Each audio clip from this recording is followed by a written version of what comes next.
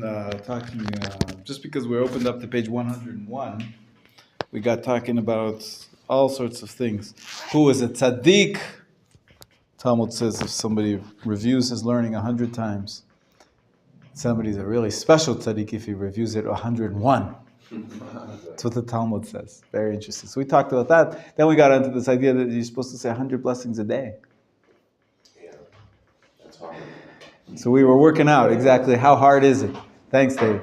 How hard is it on an average weekday? It's not so bad because you pray 3 times. Each one's 19 blessings. It adds up to already close to 60, and then you eat a few times. You say blessings before and after the food, and then there's a series of morning blessings, even before you get to the Amidah. Oh, we forgot the bracha of Shema. There's 2 before and 1 after. Yes. And in the evening, there's 2 before and 2 after. So that already adds you another 7. So that's we're over 100 easy. But on Shabbat, we were saying it's a little bit more difficult because you're down 36. And also? The Amidah, instead of being 19, it's only 7. And so 3 times 7 is 21. That's not even close to 60. Yeah. So we have to make it up somehow. The Torah reading on Shabbat. So the Torah reading is good, but are you personally making the blessing? That's why some poskim say we're forced to rely on the blessings that you hear on Shabbat. 14. And then there's Maftir, that's 16. And then there's the blessings after the Haftarah, before and after the Haftarah. So some people say you have to listen very carefully to the blessings of the Torah reading and the Haftarah reading on Shabbat, because that's the only way you're going to get over to 100 blessings. Because also the tefillin blessing we don't say on Shabbat. That's right. You miss out on the tefillin. That's on the 2. You're 2 down there also. So it's more difficult. Yeah, the sages take this pretty seriously. Although I think really the idea is 100 is a symbolic number. I translate it to lots. Say lots of blessings every day. But this goes way back. It's mentioned in the Talmud. As I said, it comes from the drasha on the pasuk of Ma Hashem Elokecha Deresh Me'imach. And so we try to get up to 100 even on Shabbat. Blessings on the spices, having a kiddush, have an extra meal. Right? We have 3 meals on Shabbat, whereas the other days we have maybe less meal. Right? That's it, in the day. In the days of the sages, the standard was 2 meals a day. Right? In China, do most people have 3 or 2 meals a day? In China. People that are working, they have 3 meals a day or just 2? Depend on some. There's different societies, different parts of society. Yeah, but in the ancient world it was 2, and then Shabbat was special. That's why we have the 3rd meal on Shabbat. It's a big deal. It's an obligation. Yeah. Yes, I was one time at someone on Shabbat, and I saw he did special blessings before the Hamotzi. That's right. He made little blessings. That's upon right. Adama. That's right. And upon many Sephardic communities, they have that idea, although it's problematic. We try to avoid it. Most Ashkenazim try to avoid it, and during the week we try to avoid it too, because if you make blessings right before the meal when you're going to say Hamotzi, essentially you're making something called an unnecessary blessing. Right? It's part of the meal, so it should just be covered by the bread. So, but this is a custom in some communities, because why? Because they want to gain more numbers in terms of the number of blessings. The number of times you say a blessing, again, is Baruch Atah Hashem. That usually it's Elokeinu Melech Olam. The official formulation in the Talmud, it's called the way we use it in English today, the coinage. It's called the coin of blessing. Meaning it's that particular formulation. Today we say coinage for you coin a phrase, right? It's exactly the same phrase that we had in the Talmud. It's amazing, 2,000 years old phrase. All right. Anyways, I think after that brief discussion, we can go back to our regular scheduled programming, and that's chapter 8, page 101. Okay, let's start. It's actually, a lot of people start with these laws, and I want to give a warning.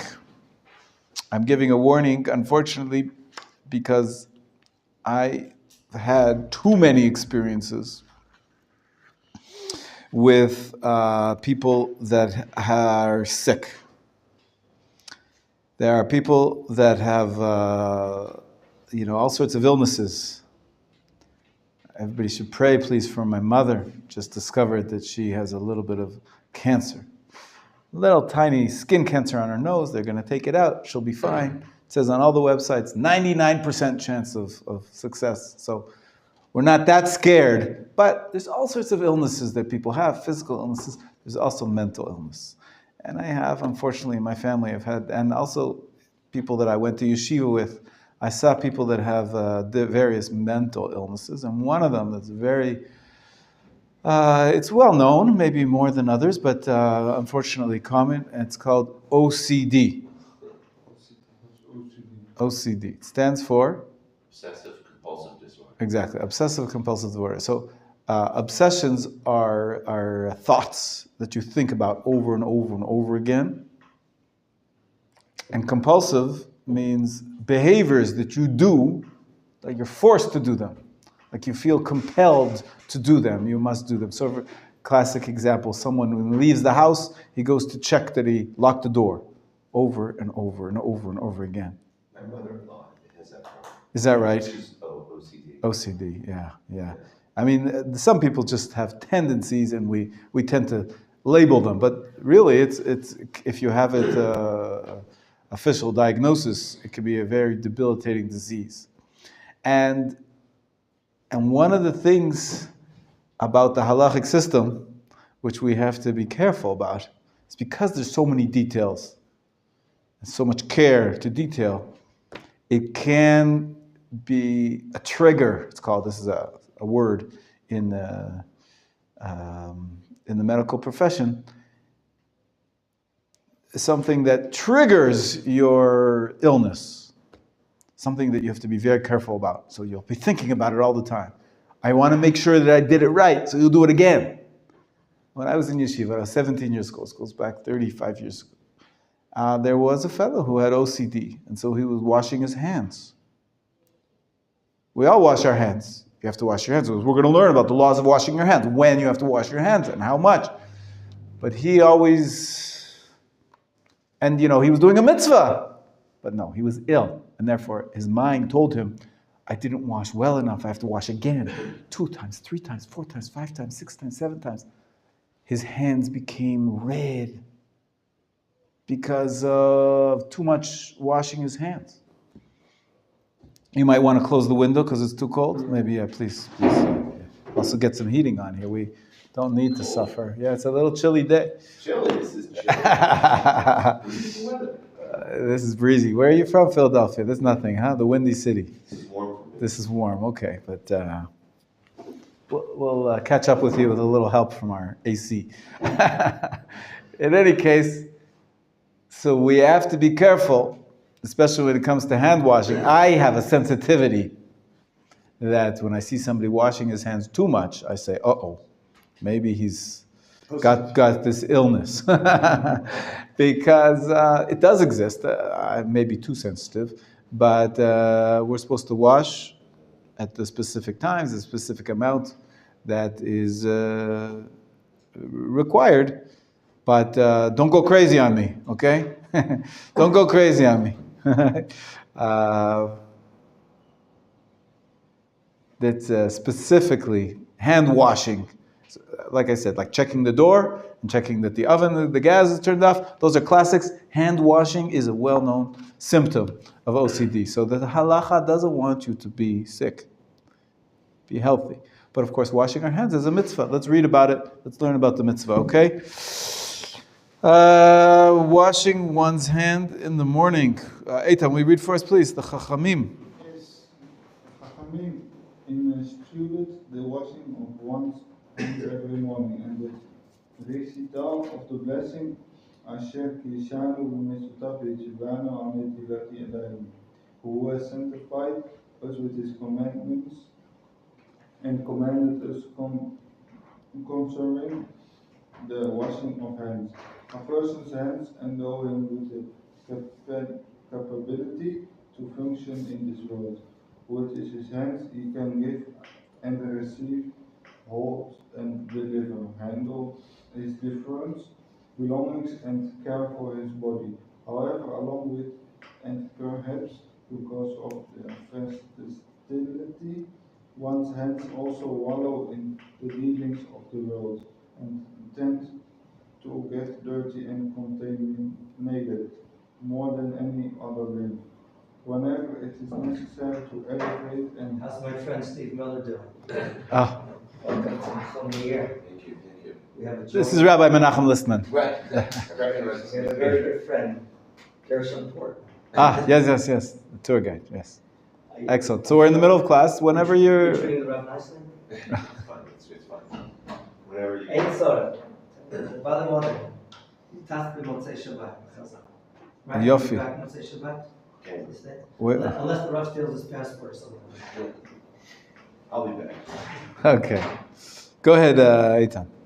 Whenever it is necessary to elevate and distance ourselves, ourselves from the lower aspects of this world in order to engage in matters of sanctity, sanctity, we wash our hands. This is the general significance of washing hands, including the washing in the morning. However, the Rishonim disagree as to the exact reason behind the morning washing. Okay, so this is what's special about this book, Pnei Halacha by Rabbi Melamed, is that he never leaves the halacha dry and just talks about the rules. He tries to bring a short paragraph, at least, about the meaning behind it. And the washing of the hands, we're going to see, has a few functions. One, of course, is just hygiene, and you got to be clean. But it's a symbolic. The hands are very important in Judaism. We find it in the Tanakh, and he doesn't go into a long discourse about Moshe's hands winning the war, and there's a lot about hands in the Bible. But good morning. But he does say briefly, the hands is what is essentially it's our point of contact with the world. And we want to, when we want to involve ourselves in spiritual matters, we wash our hands. The Kohanim in the Beit HaMikdash washed their hands. They also went to the mikvah. They immersed their whole body. So in a way, you could say washing the hands is like a miniature mikvah. It's a process that we go through to get ready for something holy, for something special. So now he's going to talk about, we all know when did the stage.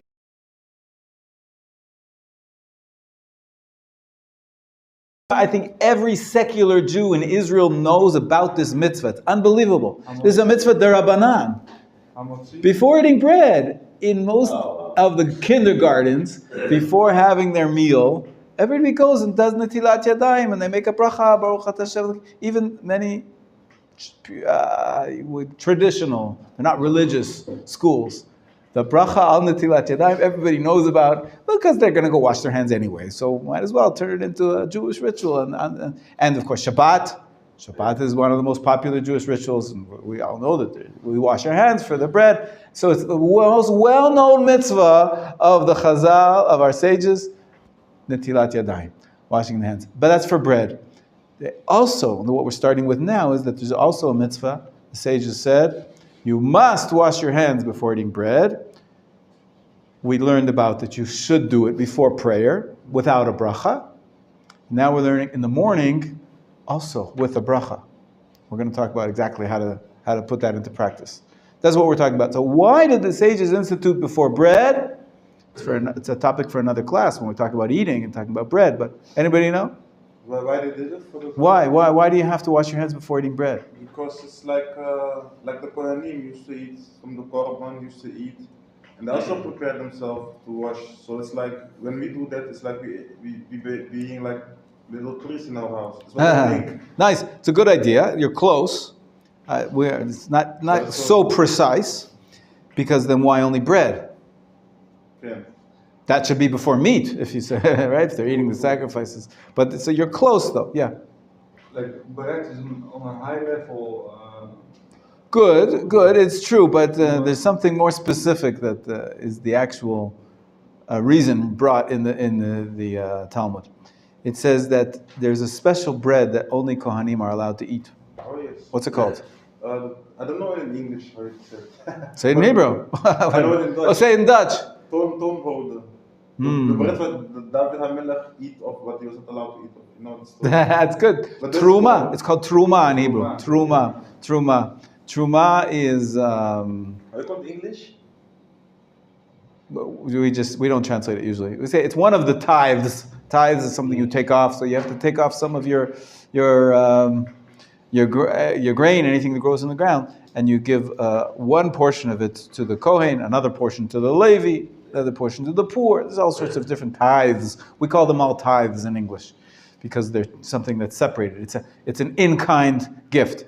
That's what it's called nowadays. In any case, the teruma has special rules. Only Kohanim can eat them, and only when they are pure. So there's a whole order of the Mishnah. How many orders of the Mishnah are there? 6. 6. One of the entire orders of the Mishnah talks about the rules of purity and impurity. Almost all of it now is not relevant today. Maybe yet, I should say. But we don't practice those laws because they're all connected to the temple service. And the one law which could become actually relevant today more than others is the Truma. But the Kohanim have to prove that they're Kohanim, and usually they can't, and the Kohanim usually don't practice the laws of purity, so they can't eat it anyways. And so it's really...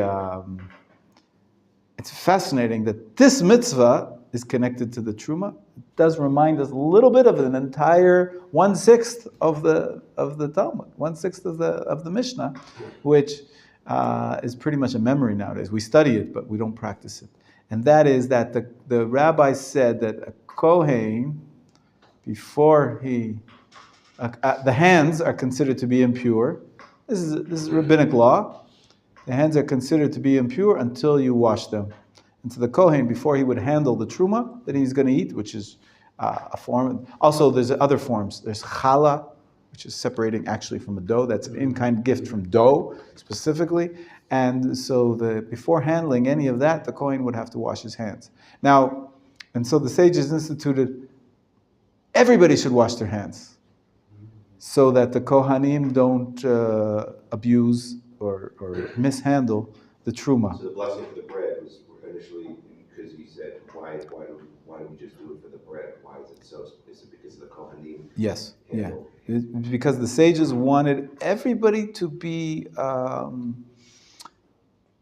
careful about handling bread specifically, because this was one of the what the Kohanim would handle every day. Not every Kohen would eat a korban every day, but their daily bread was holy, and they had to wash their hands before it. And so they said everybody should wash their hands before bread, and this preserves the memory for us, the commemoration of this holy bread. And so this is amazing that we, each and every one of us, every day when we eat bread, we're commemorating the way the Kohanim had to wash their hands before the holy bread. So it's a fascinating, that's the original bracha al netilat yadayim, the mitzvah to wash your hands is for bread. And now we're learning about one other time, not connected to bread whatsoever. When you wake up in the morning. Wake up in the morning from your sleep, you must wash your hands and make a bracha. We're going to see exactly how. Okay, why? There's a debate. It's a three-way debate. One opinion says, of course, welcome to yeshiva, right? Lots of debates here. One opinion is a little bit similar to what we were saying about the bread. Every Jew, when he wakes up in the morning, he should imagine that he is like a Kohen worshiping in the temple. Even though I'm not going to eat bread now, even though I'm going to go to work as an accountant, even though I'm going to work in the field as a farmer, even though I'm going to go study in yeshiva, whatever it is, we're not Kohanim. I'm a Yisraelite. I'm not a Levi. Doesn't matter. Every Jew lives his life in service of Hashem. And so to instill in us, every day when I get up, I'm like the Kohen entering the temple in order to serve Hashem. Beautiful idea. That's the Rashba, says the Rashba. Rabbi Shlomo ben Aderet is one of the Rishonim in our 6th period of Jewish history. We have here a little flowchart of Jewish history here. 7 periods of 500 years each, and we've got 3,500 years of history. Okay, so the Rashba explains that's why the sages, when did they live? Sages are the green period, right? Period number 4. Sages are in green. That's the Talmud. When I keep referring to the sages instituted, they made up all these rules of Netilat Yadayim. We're talking about the rules of the sages. Why did they do that? It's not so clear in the Talmud. About the bread, it is clear, but the morning one, it's not so clear. That's why we're going to find different opinions. 3 opinions in the Rishonim, almost 1,000 years later, probably like 600 years later. They came up with different rationales. Why was the washing of hands in the morning instituted? Doesn't say anywhere why. So the Rashba says maybe it's a similar idea that every Jew, when he wakes up in the morning, should feel like he's a Kohen entering the temple. That's reason number 1. Let me just finish the 3 reasons, and I'll take your questions. No, don't have a question. The other reason. What's the other reason? They say in the night when you sleep, you don't know what you touch with your hands. That's right. And then your hands not in. That's right. That's right. Well, we learned yesterday for prayer, you have to wash your hands before you pray because maybe you touch some sweat, right? Or private parts which are just dirty. That's the assumption. And so at night when you're sleeping, your hands are moving all over. Maybe they touched a place which is dirty. And so for cleanliness, you must wash your hands before you go ahead and say any blessings. 100%. That's reason number 2. Reason number 3, but that reason is called Yadayim Askanioten. The hands are busy. Hands are always busy. And so they're always moving and touching things. And so you've got to make sure that they're clean. That's reason number 2. The third reason is, I leave it for last because it's a little bit out there. You've heard about it before, but it's out there. And especially for the modern sensibility, we have to talk about it a little bit, how to wrap our hands around that. But in the Talmud, it's quite clear, in many places in the Talmud, it says that there are various spirits. Demons, even. All sorts of metaphysical entities. Well, we know the Torah does speak about angels, so it shouldn't come as such a surprise to us. But the rational mind has trouble when you talk about these spirits and angels. And the Talmud says that when a person goes to sleep, an evil spirit descends upon man. You are somehow surrounded by evil spirits. And then when you wake up in the morning, you're very lucky. Because when you wake up, the very process of waking up, it means that all those evil spirits leave you, except for your fingernails. They concentrate, those evil spirits that were around you when you were sleeping, they concentrate somehow on your fingernails. And the way to get rid of that evil spirit in the morning is by washing those fingernails, washing your hands in the morning. 3 reasons why the sages might have instituted this mitzvah to wash your hands in the morning. Maybe all 3 are true, but let's see it inside. Okay, I see, Steve, you're reading ahead. It's great. It's great, but we're just going to try to, get everybody on the same page here, so we're going to go slowly. Let's read it inside. I'm sure Rav Melamed has these 3 reasons. I think he starts reason 2, and then reason 1, and then finally reason 3. But let's see it inside. Eitan, you were reading. According to the Rosh, we're at the bottom of page 101. According to the Rosh, since a person's hands are constantly moving, it's almost certain that during one sleep they touch parts of the body that are normally covered. Therefore, in order to purify it before Shacharit, the Chachamim instituted that washing of the hands, according to the Rashba, every morning people are created anew, as is written, they are renewed every morning. Abundant, it is your faithfulness. By the way, this is the phrase that we say in the Modani, Rabbi Menachem. It's taken from this pasuk in Eicha, Chadashim labkarim, Rabbi Menachem. They are renewed every morning. Abundant is your faithfulness. So that's a phrase. As we said yesterday, we didn't know what the source for the Modani is, what the earliest source for it. Those words come from a pasuk. The last two words, Rabbi Menachem, comes from the pasuk in Lamentations. Anyways, a person goes to sleep. Go ahead. A person goes to sleep tired, gives his soul over to his Creator, and arises in the morning with renewed strength. This new creation shall be satisfied and designated for serving Hashem, be washing one hands in the morning. And he also says, like a Kohen before that goes into the temple. Right? Whenever you enter the service, see, every day you have a renewed appointment to go and serve Hashem. And that's, go ahead, finish it up. In other words, according to the Rosh, the washing of one's hands in the morning is solely in preparation for prayer, and according to the Rabbi, this washing constitutes a preparation in sanctification for prayer and for service of Hashem throughout the entire day. Now you notice he only brings two reasons. The third reason, he separates it off, and this is going to discuss it in paragraph number 3. Okay? Let's skip to there then, and you'll see the third reason. Whatever the reason is, the reason about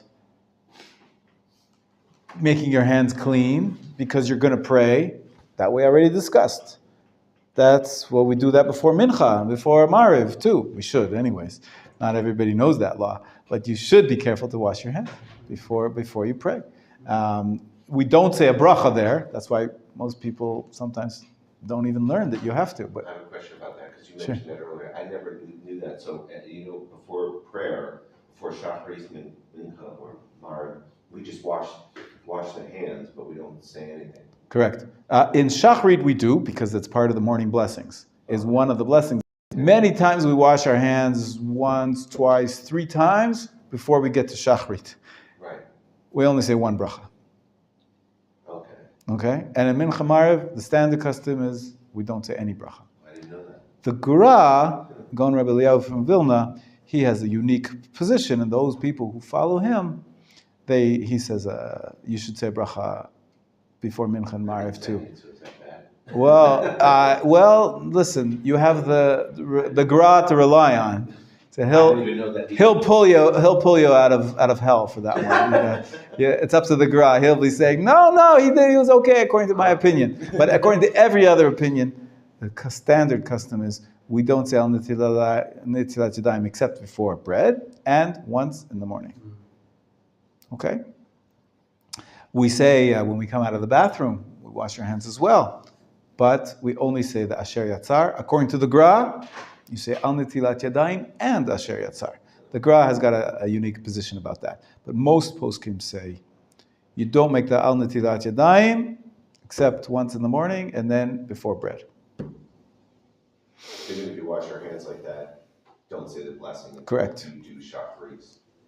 Correct. We're going to say about when you say the morning blessings. We're going to see that there's different opinions, but the best the rabbis. Everybody hears lots of stuff. I think that for most people, the best thing is to say them all out of the Siddur, at the beginning when you're praying in shul, and we don't say, right? According to the Rambam, all these 15, the list of 15. Maybe they were said when you put on your clothes, you say a bracha. When you stand up out of your bed, you say a bracha. When you put on your belt, you say a bracha. Right? There's a bracha about the belt. We mentioned that the other day. We were talking about the belt. So, but that is confusing for most people. And the standard, or at least my standard, is don't say them until you begin your prayer service. And you say them all at once. First one is Al Netilat Yadayim. It's the first blessing that you say of the day. And then right afterwards, you say Elokai Neshama and Asher Yatzar, and then Adon Olam, Latova, whatever. There's some poems that we sing, and then the list of Asher Natan Sechvi Vina, Avchim Ben Yom Ben Laila, and then the other a list of 15 blessings. But we're going to talk more about that. We're going to get there. First, we're doing with the mitzvah itself is to wash the hands. Forget about the blessing for a minute. Why do we wash the hands? We said 3 reasons. Now we're going to read a little bit about the third one. Yeah. But it's also true that if you wake up in the morning and you didn't wash your hands, you cannot say the name of Hashem, right? Correct.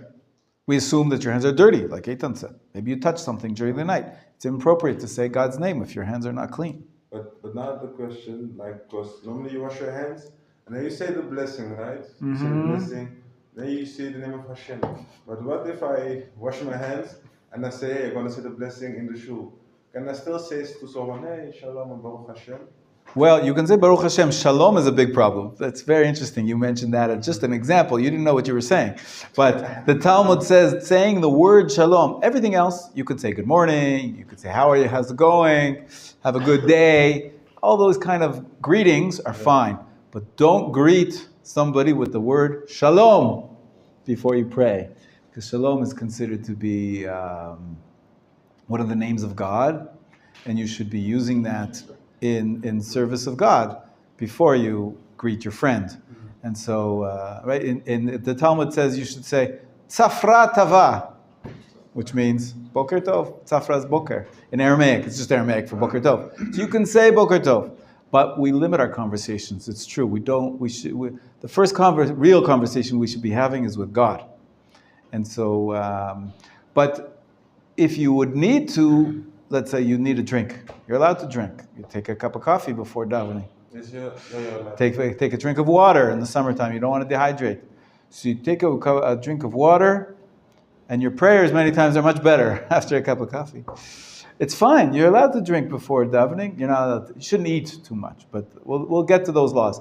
But you say a bracha with God's name, maybe even shakol, even before you say the bracha on al nitilat yadayim.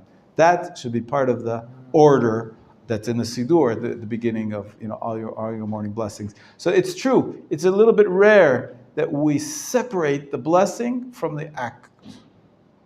Usually we connect them very much. As a matter of fact, this is a very unique situation where we say the blessing after we do the act.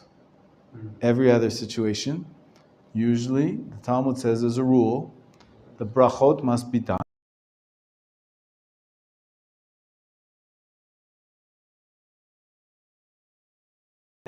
Tie the tefillah, you say the bracha, and then you tie the tefillah. Al nitilat yadayim is the exception. You know why? Because your hands are dirty. Why are you washing your hands?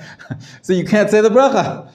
So that's an exception that, and the codes say that's why drying your hands is actually significant. It might even be part of the process of the washing of the hands.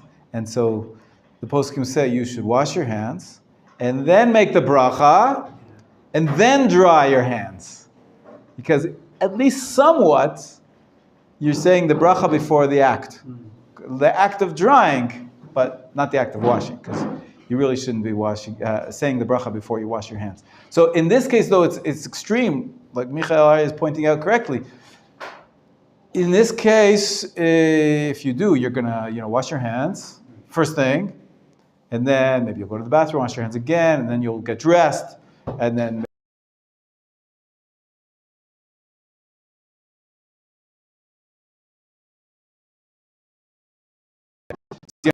hands again before you actually start davening. All those, I'm not saying a bracha on until when I begin my morning service. The first blessing is al nitilat yadayim. It's going to refer back to maybe 1, maybe 2, maybe 3 times that I washed my hands without a bracha.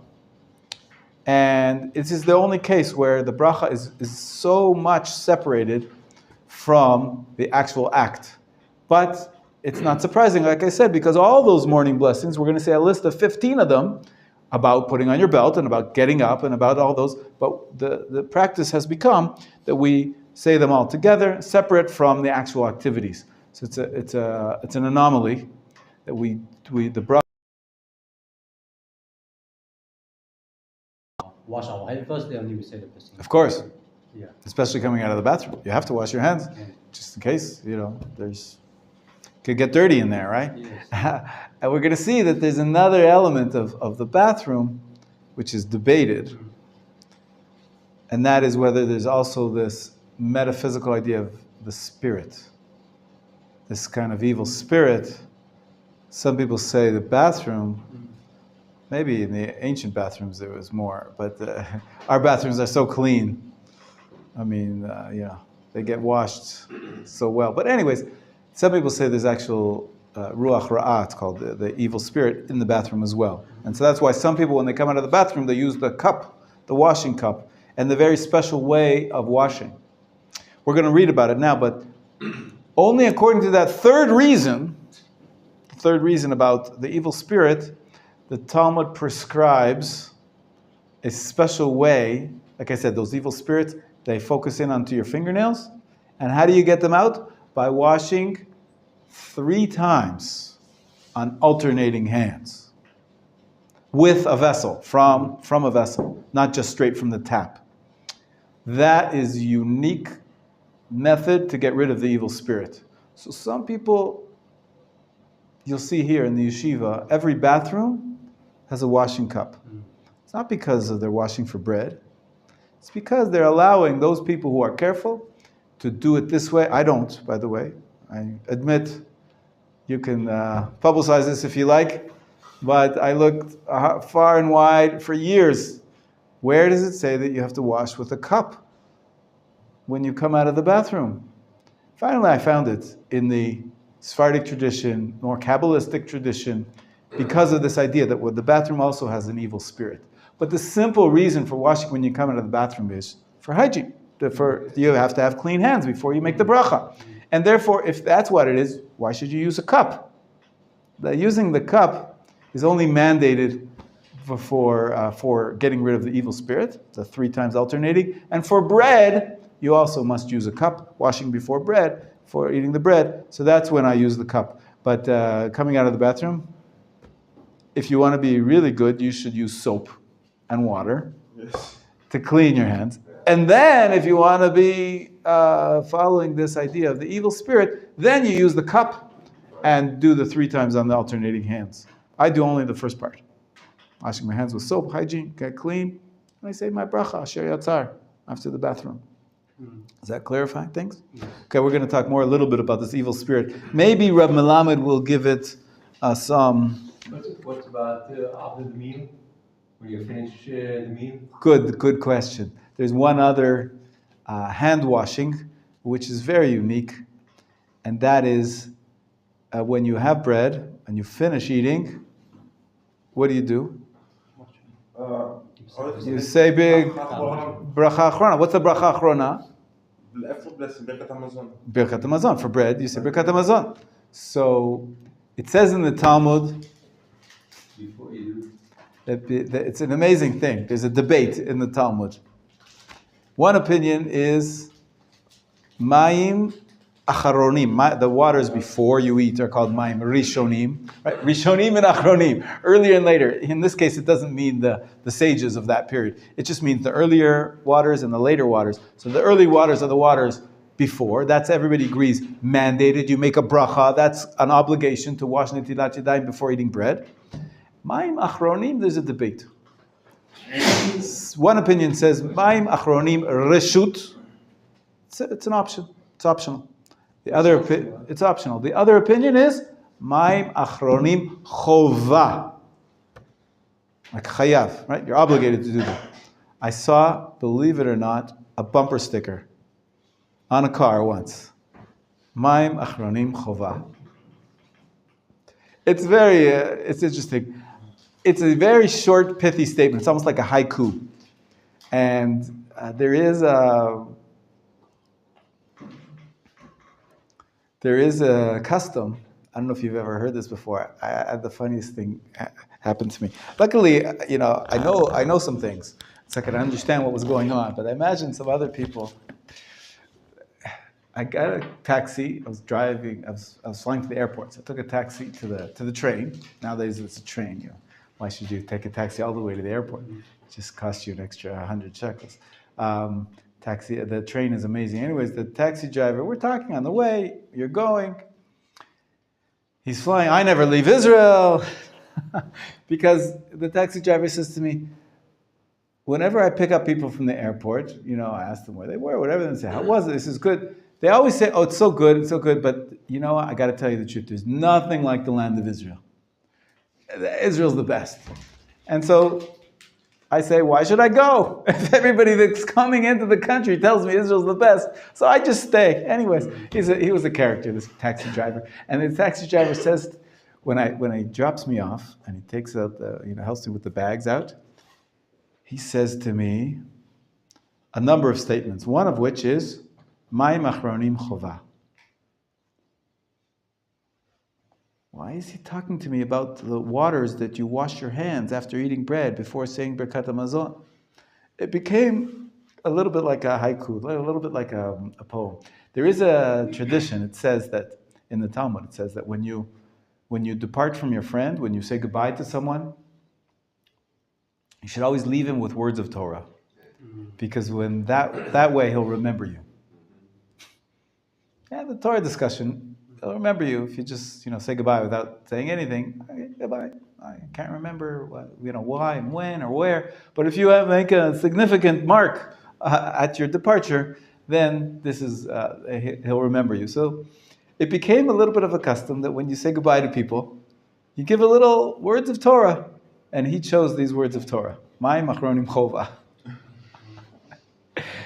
Disconnected. We were not discussing the laws of Netilat Yadayim, but whatever it is, it's short, and so the Shulchan Aruch actually brings this, and the custom in many, many communities is you wash your hands before Birkat HaMazon.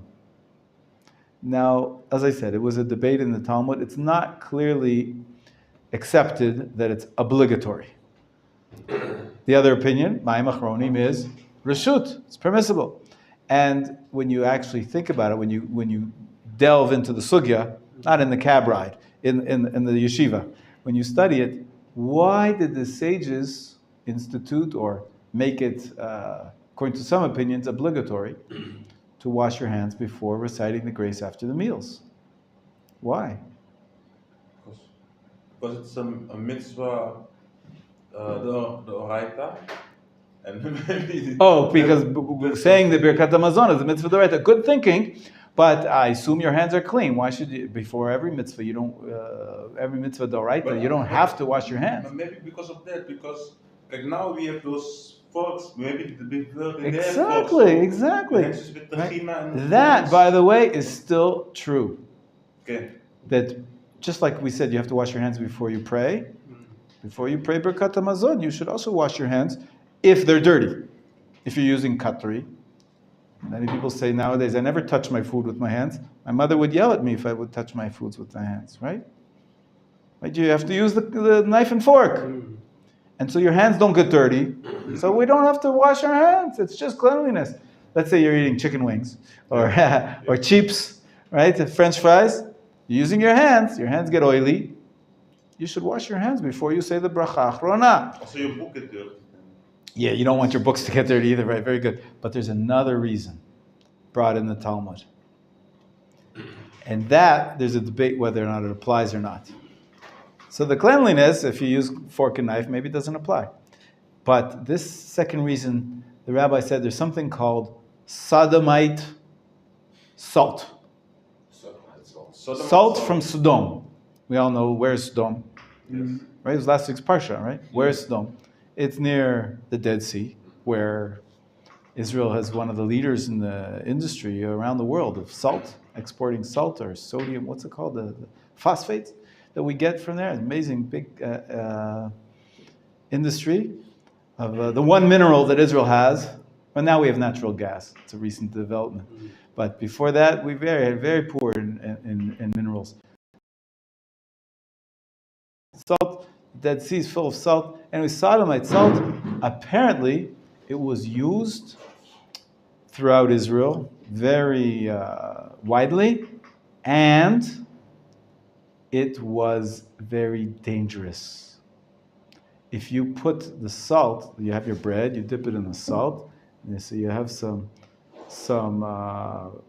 remnants of the salt on your hands, and then apparently some people still do this, they put your hands on your eyes. Well, we may not, so we don't even notice it sometimes. We rub our eyes, we're a little tired, right? And apparently people were going blind. There was a hazard, there was a danger to health, because the sodomite salt was ruining people's eyesight. And so the rabbi said, you must wash your hands before Birkat Hamazon, clean off all that salt, because maybe Birkat Hamazon you might be, touching your eyes. And we don't want you to go blind. It was purely a health precaution, safety precaution. And so some rabbis, Rishonim, 700 years after the Talmud was completed in 700, so let's say the Balei Tosfot in the 1200s, 500 years later, they came along and said, nowadays, some mentioned, more the Achronim mentioned this issue of the cutlery, but other than that, they say, we don't have sodomite salt. Our salt is not dangerous to the eyes. We can put salt on our eyes 100 times, we won't go blind. So we don't have the same type of salt. So we don't have to do any more Mayim Achronim. Different customs. Some rabbis who are aware of this whole history that I'm telling you, that's getting a little bit too toasty. So, some of them are very careful, because it says the simple reading of the codes of law say you should wash your hands before. I'll just finish and then I'll take the questions. You have to wash your hands and then you say the Birkat Hamazon. Other rabbis say, I use my cutlery. There's no sodomite salt.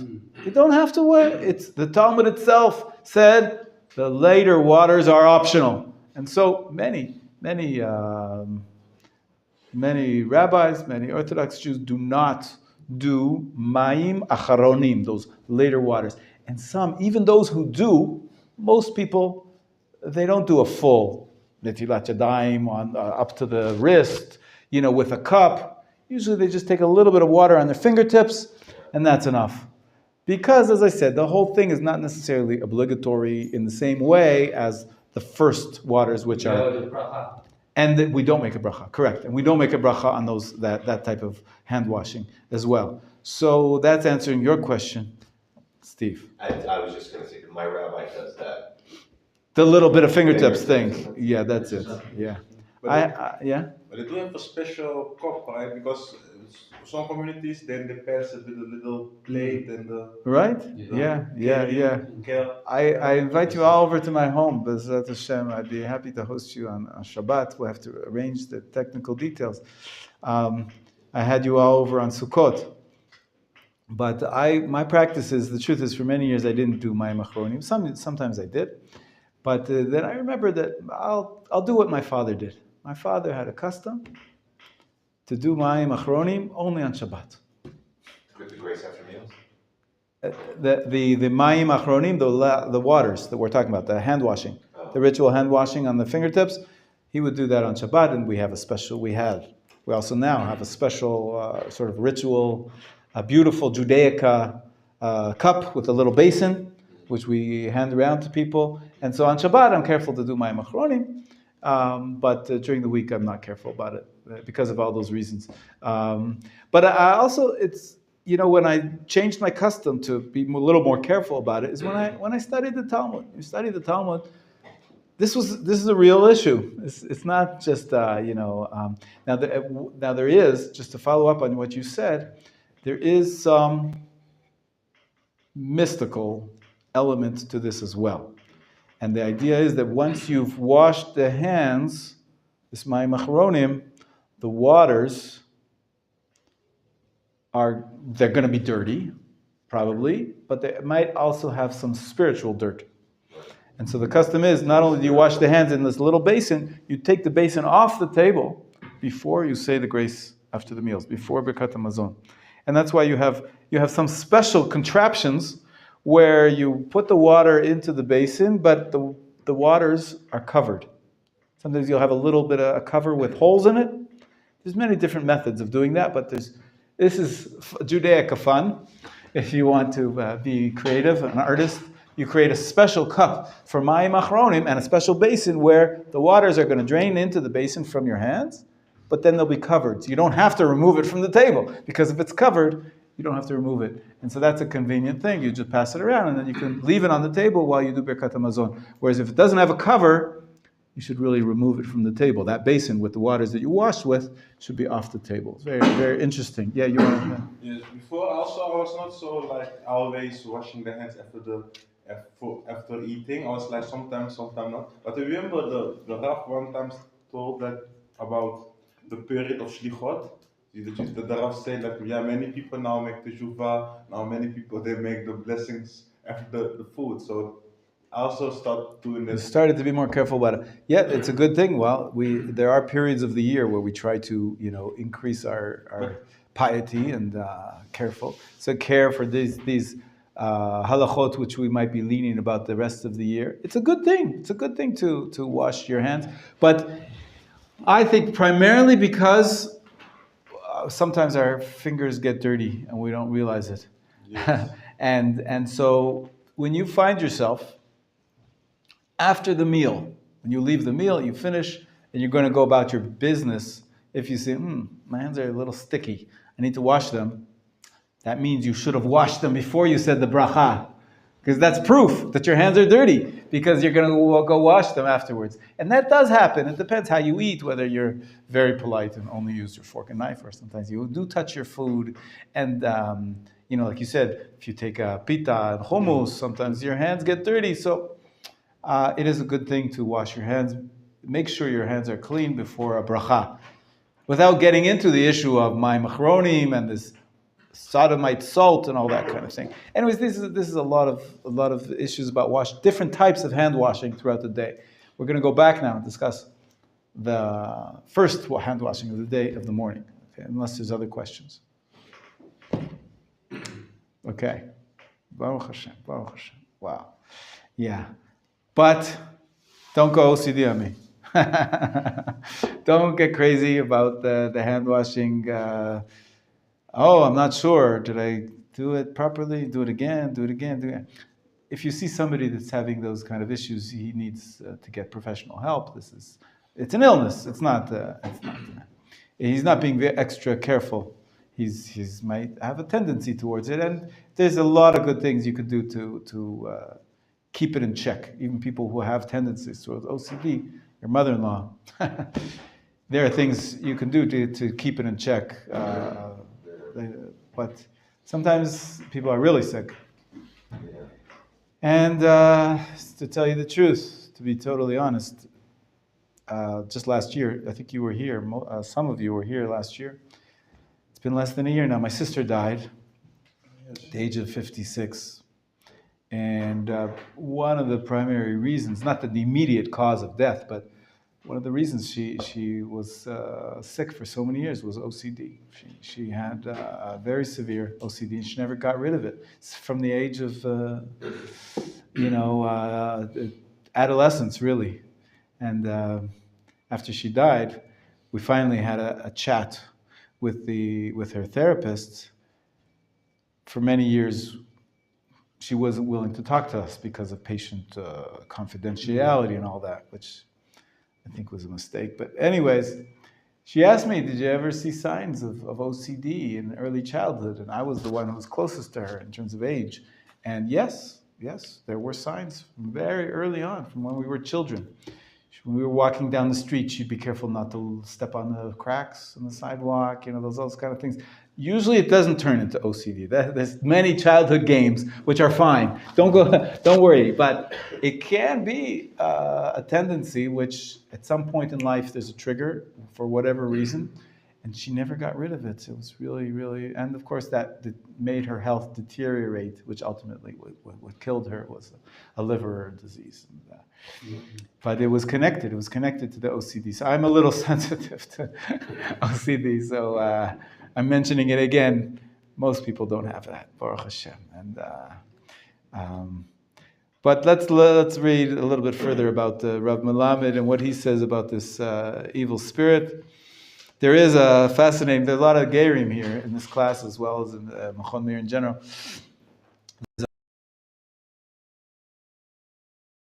Ben Avraham. He took on the name Avraham. Otherwise known as Graf, because it was in Germany. Graf is the name, official title of a nobleman. Potocki, that was his name. Graf Potocki. Graf Potocki. Graf Potocki. Graf Potocki. This fellow was from a very distinguished German family, and he converted. I won't tell the full story now, but he gave his life. They gave him a hard time. Christian surroundings. He died at the stake. He was killed because he converted to Judaism, and he stuck with his Judaism. And the Gra, we mentioned him earlier, Agon Rabbi Eliyahu Mivilna, who lived approximately the same time, he said this act of martyrdom for the sake of Judaism, it made a metaphysical reverberation all around the world. And from that time on, there's no more Ruach Ra'ah, the evil spirit. And so that's oftentimes quoted in this context. Do you have to do Mayim Achronim? Do you have to do, the waters 3 times in the morning? Most Orthodox Jews do the with the cup 3 times in the morning. But according to the Gra, there's been a change about 250 years ago in the metaphysics of the world in terms of this evil spirit. So let's see. I don't think Rav Melamed will mention that, but I could talk forever. So I'll shut up now and we'll read a little bit, okay? Michael Aryeh, what did you read for us? Page 103, section 3. Section 3. In addition to the reason,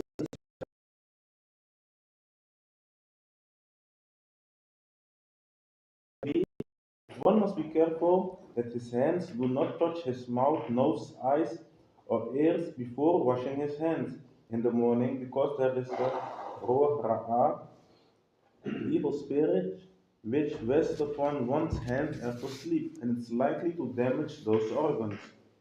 Only after he washes his hands 3 times alternately will the Ruach Ra'ah disappear, and subsequently the danger caused by touching any of his bodily orifices will be eliminated. By the way, Yisrael asked me a question the other day.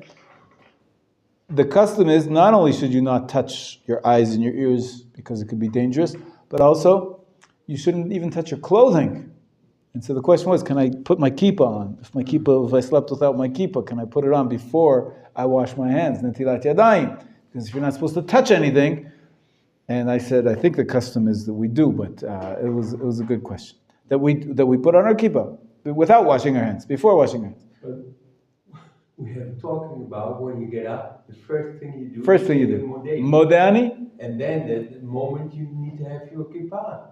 That was the question. Not necessarily. Because you're not saying God's name in the Modani. We mentioned it the other day. And so could be, you could say Modani without the kippah. I think the most common custom is that you do put on your kippah. That's what I was saying. But I don't think it's an obligation. And the problem with putting on your kippah first is that you haven't washed your hands yet. So you're touching things. Right? If there's danger of spreading this evil spirit, if it's bad touching your eyes and your nose, that's what it says in the Talmud. But it's been expanded that you shouldn't touch your clothing either. You shouldn't touch food. Some people will say if you touch the food, then the food is not kosher anymore. You shouldn't eat it. So you need to put on your kippah after you washing your hands. According to that was Israel's question. Yes. That was Israel's question the other day. And I said, it's a good question. I think the common custom is we do put on our kippah. Don't touch your eyes, but put on your kippah. And we'll read more. Go ahead. But it's also not messed up, because what you say about not touching food. Some places where you go buy food, the people working there, they're not doing it. That's a big problem. It's a big problem. That's right. Well, we hope that by the time they got to work, they washed their hands at least once. And at work, they should wash their hands with soap for hygiene. But you're right. You're right that some people won't eat at a restaurant because they say maybe the person, they didn't learn about washing their hands in the morning, and they still have this evil spirit. Yeah. Maybe we need to have a special kippah next to our bed. When we get up to say Modi, then we are going toward the. And then you take an uncontaminated kippah for the rest of the day. There could be a solution. I think that there's no end to the chumrot stringencies, which you could take upon yourself. But let's see what he says, because the very next paragraph is ruach ra'ah today. What do we do about it today? It's not so clear that this is. Let's keep going. Okay, the essence of the morning prayer. Ravi, do you read a little bit? Essence of. This rule, it's okay. Sorry. You'll pass. Okay, Steve. Stephen. Okay, Stephen first. This is Stephen. Okay. Stephen meets Steve. Steve meets Stephen. You came in after each other. The essence of the morning washing is to prepare and sanctify oneself for praying sanctuary and for the service of a new day. For that reason, the Kakamim instituted reciting Al Netilat Yadayim. Nevertheless, we are also careful about the Ruach Ra'ah, and in order to remove it, we must be strict in washing our hands 3 times alternately from a vessel. This means that we first wash the right hand, then the left, then again the right and the left. Another time, right and left, which come out to be 3 times each hand alternately. Prior to washing, one must take care not to touch those organs that have an opening towards the inside of the body, such as the mouth, nose, ears, and eyes.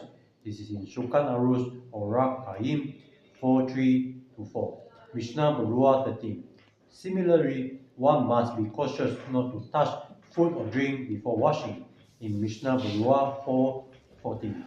The Kabbalah teaches, see Zohar part 184, verse 2, that at night when a person falls asleep and remains inanimate without thought and action, he experienced the test of death, and the spirit of impurity, Ruach Ra'ah, rested upon him. This is in line with Chazal's statement, Barakot 57b, that sleep is 1/6 of death. 60th. 1/60th of death.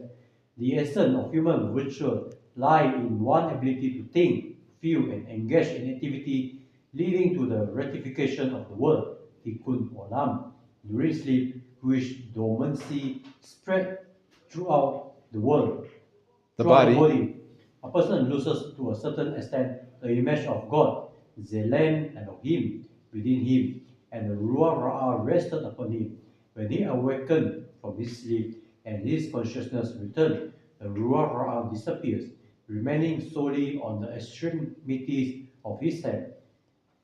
By washing one hand 3 times alternately, the Ruach Ra'ah is removed. In order to completely nullify it, one must begin washing his right hand, which symbolizes the attribute of Kesed. Therefore, one should take the washing cup initially in his right hand and pass it over to his left, so that he pours the water over the right hand first and then the left, continuing this way until he washes each hand 3 times. See Kaf HaKaim 4 verse 12. In this way, the stern judgment associated with the attribute of Gevurah, represented by the left hand, are made subservient to the attribute of Kesed, represented by the right hand. Some explain that the main damage caused by the Ruach Ra'ah is spiritual. If he were to touch his eyes or ears before washing, his internal senses of sight and hearing could be adversely affected, and on that day he would be like a blind and a deaf person concerning matters of Torah and faith. Similarly, if he were to touch his mouth or nose, the Ruach Ra'ah would harm his spiritual senses of eating and smelling. In Kaf HaKaim 14 verse 19. Wow, don't want to be spiritually deaf or spiritually blind. That would be bad.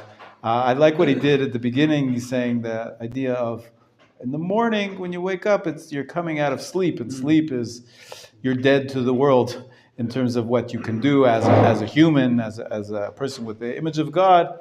It really doesn't explain the fingernail thing, but I just want to move ahead and I'll take the questions because the next section is important. Maybe he mentions what I was saying about the Gra. Yeah, he does. He does. Look at that.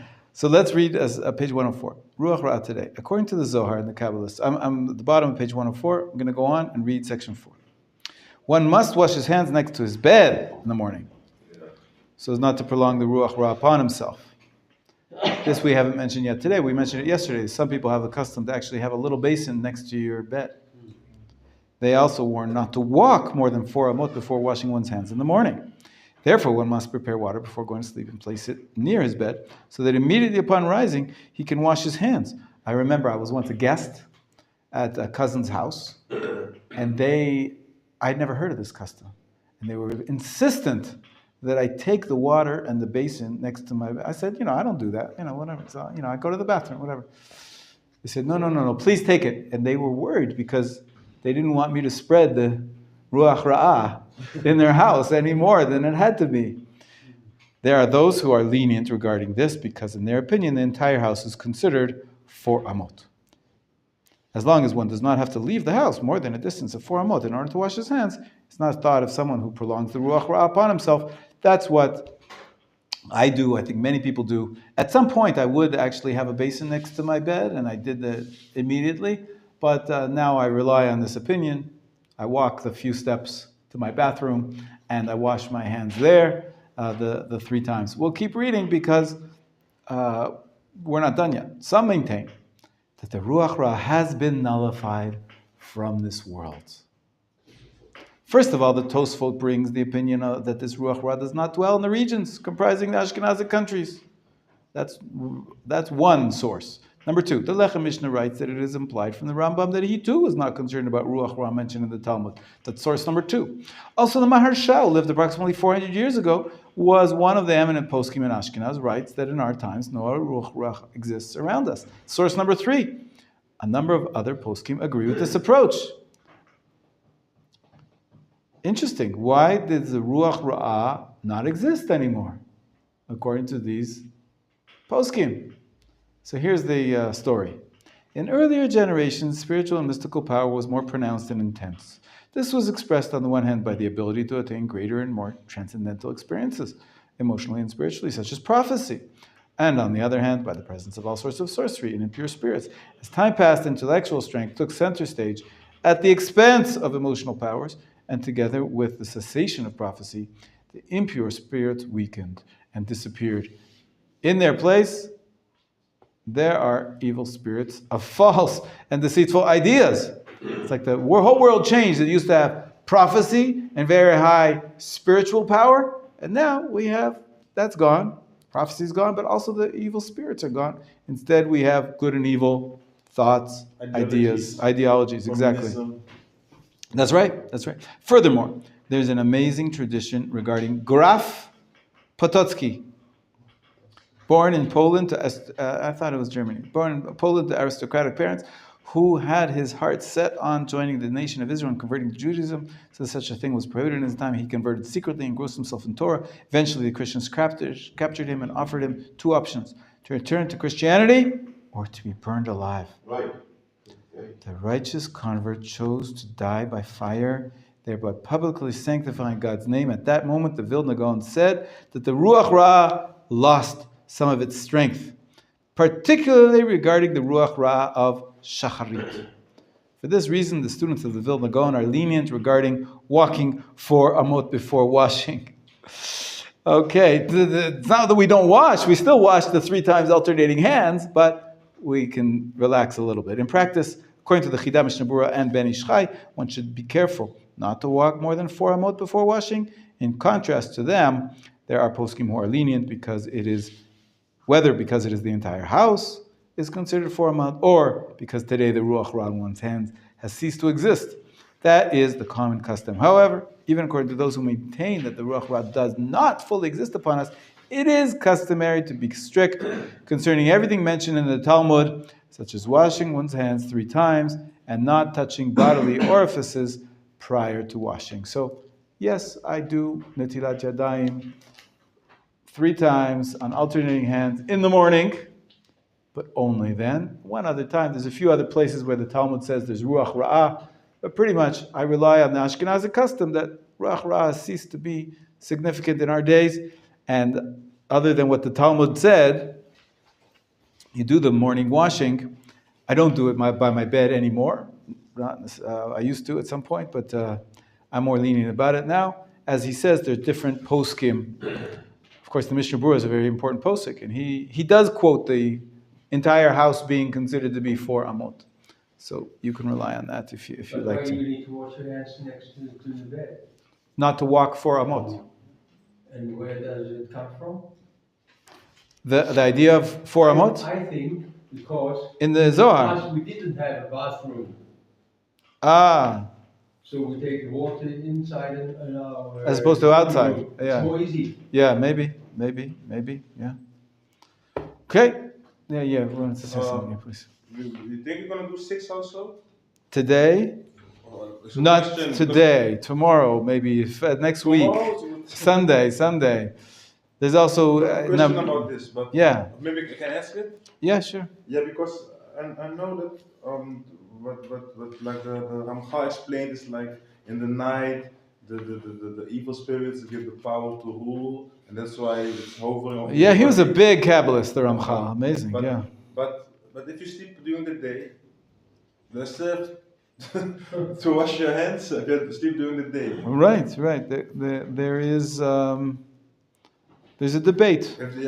There's a debate. It's not as severe a law that you have to do it like at nighttime, like we're waking up after the night. So. It's because it's difficult now because we have 3 reasons. So if you take. But I gotta say, yeah, it's true, right? Of course, there's 3 reasons, and right, according to one reason, it still applies. The other reason it doesn't apply. Yes. But I gotta tell you, you have a correct reasoning, but it works both ways. Sure, the bathrooms used to be farther, but on the other hand, we have such convenience nowadays. We have running water in the taps. It's so easy, and we have water which is cheap. It's not very expensive. They tell the story about the Chafetz Chaim, and we'll have to stop with this for today because I want to teach you a zemer. But they tell the story about the Chafetz Chaim. I think I might have told you the story before. Yisrael Meir Cohen from Radin, the author of the Mishnah Berurah we just mentioned before. He washed his hands once for bread, and he used the bare minimum amount of water. And his student afterwards asked him, Rabbi, why are you using such a bare minimum? You should be machmir. You should use a little bit more than a revi'it. Why the bare minimum? And the Chafetz Chaim looked at him and said, look over there, the other corner of the house. You see that woman over there? They had a worker. Every morning, she goes about 1 kilometer down to the well to fill up these buckets of water and bring them to the house. And then, as the day progresses, whenever we need more water, she used to go back. And it's very heavy, to carry these heavy buckets of water all the way. And do you think I don't want to be machmir about the laws of Netilat Yadayim? I wrote the book about Netilat Yadayim and all the rules of how much water you should work. But there's another book that's written also, and that's to be sensitive to your neighbor, to your fellow Jew. And if I'm going to be breaking her back on my account of my using extra water for Netilat Yadayim, so you have to see the big picture. So I think in this instance, the big picture is we have free water in the taps very easily. It doesn't hurt very much to wash your hands. You have a washing cup, very common. You could buy it in the store for 5-10 shekels. You don't even need a proper, these washing cups with 2 handles. You could use any. This cup is kosher. Any cup is kosher. And so it's very easy to wash your hands. Why not? We have water in abundance, and we have indoor plumbing. So, of course, we mentioned before, this is sensitivity of, washing your hands too many times. But yes, when you wake up in the daytime, sleep is a little different. But We have to stop here for today about Netilat Yadayim. We'll continue a little bit more about the bracha, when specifically, although I already told you my preference, but the bracha is a separate issue. Ruach Ra'ah today, I'll tell you one more story, and then I want to teach you a song, because it's Thursday. One more story. My brother, may he live and be well, nice guy, works in Shaare Tzedek Hospital, and he went to yeshiva when he was 18, and my grandmother married, a second marriage, a great Talmud scholar. We grew up without a grandfather. My grandfather died when my father was 5.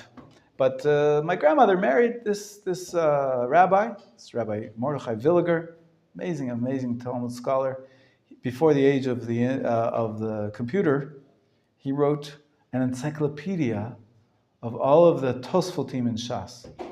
Amazing Torah scholar. Anyways, my brother, once he started to get serious about his Judaism, went to yeshiva, 18 years old, and he came back from yeshiva and says, our grandfather lived in New York. We called her Booby from New York, because we had a Booby in Toronto. I'm from Toronto. We grew up in Toronto. Anyways, he decided, I have this great Talmud scholar who's my relative, my grandfather, my step-grandfather, and we never talked to them. So he decided to start writing letters with him. In the days before there was email, right? You actually write a letter, put it in an envelope, put it on a stamp. So he did a few times. And one of the questions that he asked him, and he still has the letters, it's amazing. My grandfather passed away. But one of the questions he asked him is, what's this stuff about the evil spirit? The Talmud, these demons and the evil spirit, and it's at nighttime. Rabbi Melamed tried to do a good job in saying, okay, you're less active in the world when you're sleeping. But the Talmud, it sounds like they really believed in these spirits and these, demons. And, what can you tell me about this? So, amazing letter. He wrote back. And this was all in Hebrew, because his English was not so good. But my brother already had some Hebrew, and Hebrew is the lingua franca of rabbinic Hebrew, at least not if not modern Hebrew.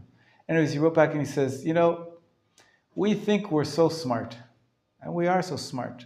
We have engineers, we could build bigger bridges, which people 1,000 years ago could not even dream about it, right? If you brought the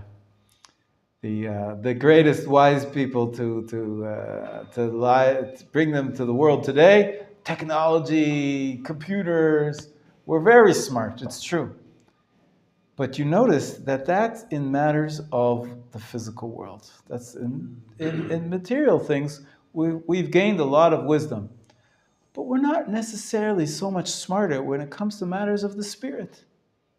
And our sages of old, they knew more about the spiritual world than we do today. Then they were closer to the prophets than we are.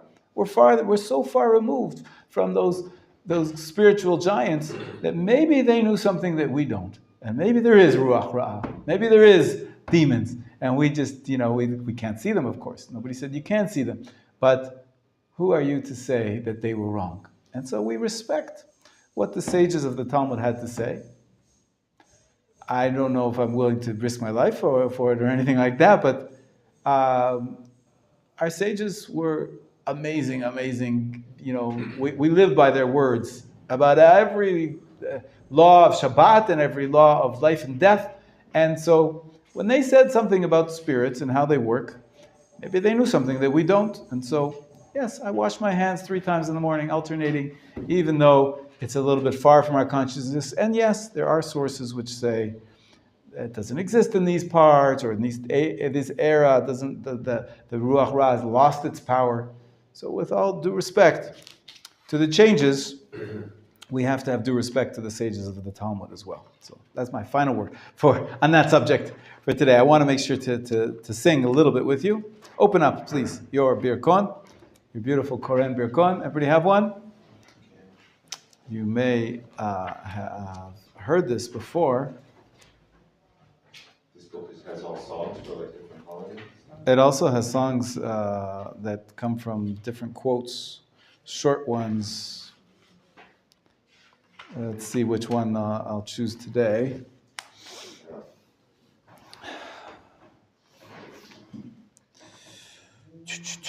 Let's sing one. Actually,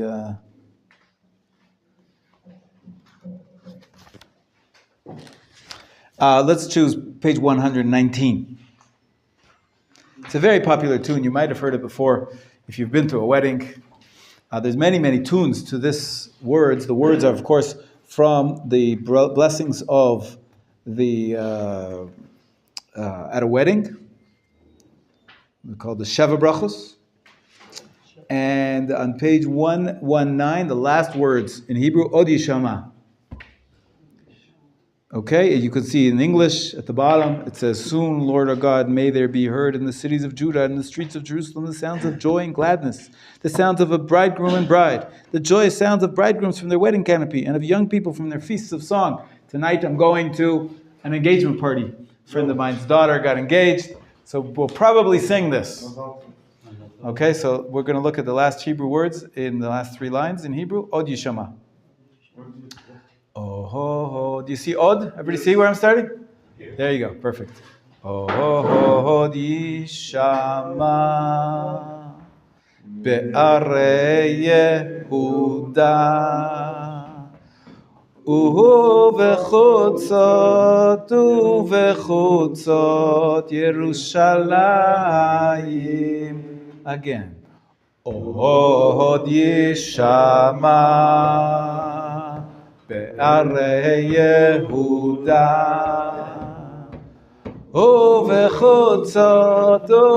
ובחוצות ירושלים. Now comes the high part. כל ששון וכל שמחה, כל חתן וכל כלה, לי לי לי לי לי לי לי לי.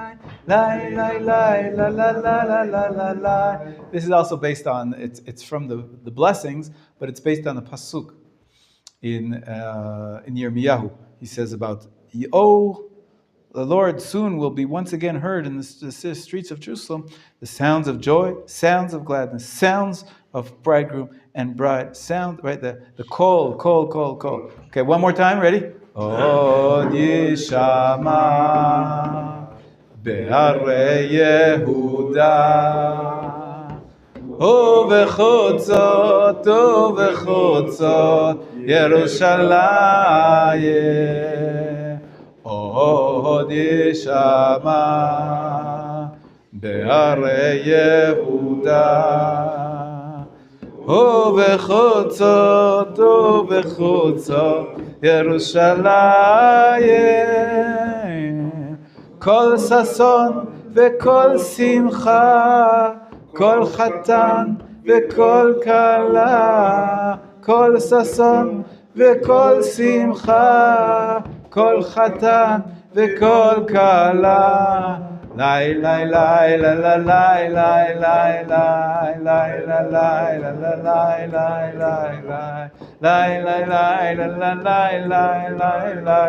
We sing this just before breaking the glass. That's right. There's different customs, different tunes at different times. This is, it's from the last of the 7 blessings. And many times they break the glass afterwards. So maybe that's your association. Yafeh. But sometimes we sing it when you would dance with the Chatan and Kala during the dancing. It's a very popular tune. We will stop here and say Shabbat Shalom. Shabbat Shalom. Welcome to Stephen. I hope you managed to, I hope you enjoyed today and come back, join us sometime for a longer period. And I hope you enjoyed it. And it taught me so much just about washing hands. It's unbelievable. yes, it is. Listen, there's a whole book. That's one chapter. You fell on this day. But it's a whole day. And we haven't finished yet. But we're going to move on to the rest of the morning blessing. Shabbat Shalom.